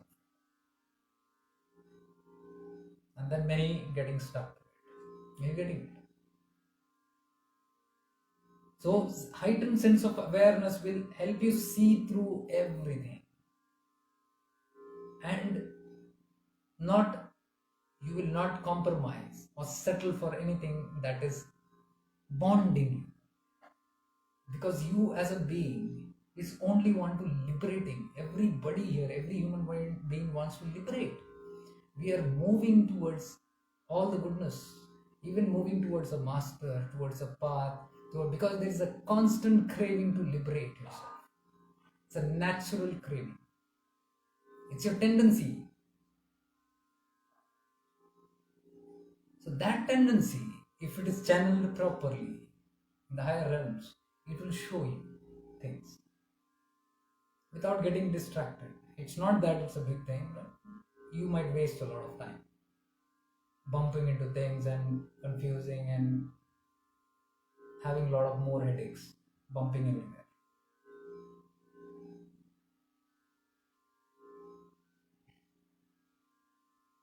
So, healing on all levels through awareness. This is what I was talking, and just be careful of the triggers. How will you know about the healing of all levels? Emotional, mental, physical. Is through your triggers. Your triggers are your biggest indicators of the root patterns or the causes. The triggers, whatever triggers you, is existent in you. Only a person who is aware will be awake and aware and conscious towards the triggers. What is the trigger? Anything that triggers something negative in you. Anything from outside. Like this person said, I'm fine, I'm watching everything within me, I'm finding and correcting myself through awareness. But some people are not keeping up with the time, and my profession demands it. I like to be perfectly in time management, but people are not. So I don't like it when people are not following the time. They don't care. It's a trigger. When people don't follow, and you give them a warning, no, I want you to come at this time. Second time they come, they're not bothered. It triggers you. What? The anger. You said anger comes. So there is a trigger, that something is triggering the anger. What is triggering? Their act is triggering. So that trigger is an indicator somewhere there is something unhealed within you. Some aspect. This is unhealed within you. That has to be got hold of. Only awareness can guess that. Because the person of awareness I become the book and I become my own reader. I study. And I find out what is causing that short circuit. Why is it that I'm getting irritated? What is triggering that irritation in me? Now, just for example, I'm not studying you or anything. I'm just giving an example of the possibility of this example so that you understand it very clearly. Like, it can be, for example, somebody is coming and they are not caring. So this is triggering something in me. Now I'm seeing, is it a damn really serious issue? In awareness, I'm studying the whole subject now. Is this a serious issue?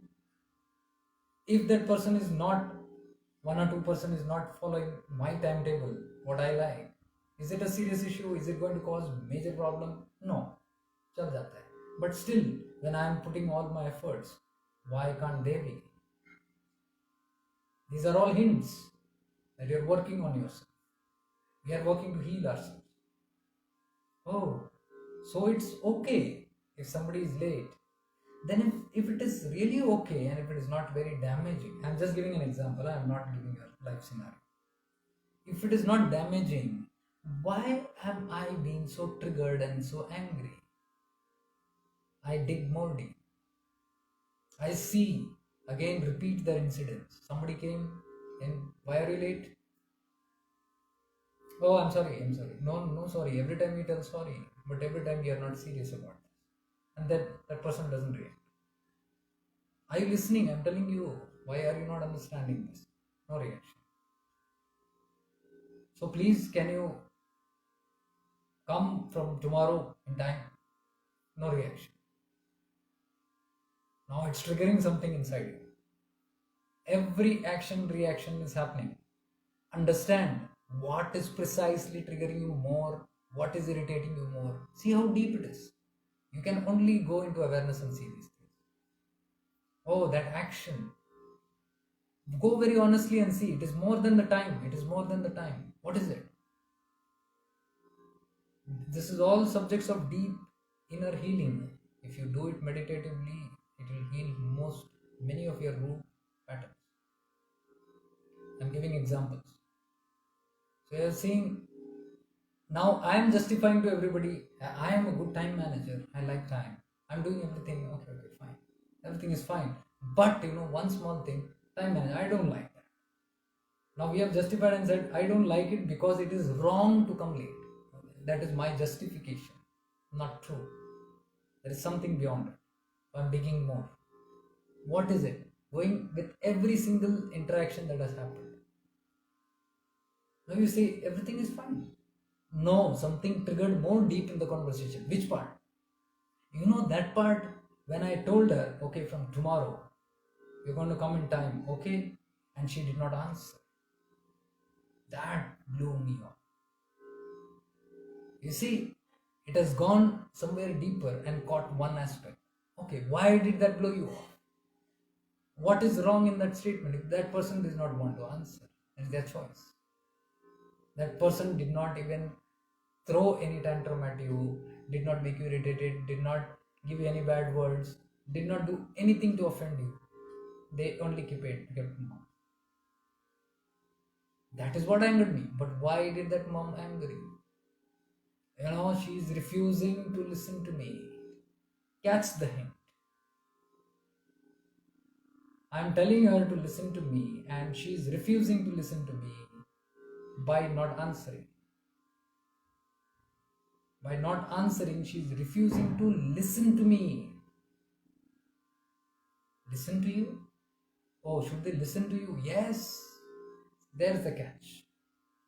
Now there is a pattern, there is a root tendency that everyone should listen to me. I love being a controller. Please don't get me wrong, I am not giving this as your case scenario. I am just putting this case scenario and putting as an experimentation of how we go deep, because many people ask, you tell how to go deep, we don't know. I give you an example. See, now you have caught hold of a root pattern.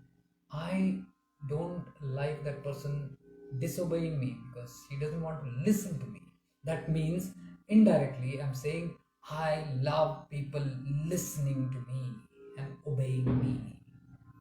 So she's not ready to obey me. Why? So somewhere when I dig deep, I see I have a root pattern of controlling things and I love control. Anybody who is not aligned with my control, I get offended. Is that true? Yes. Let me study. Let me go a little more deeper.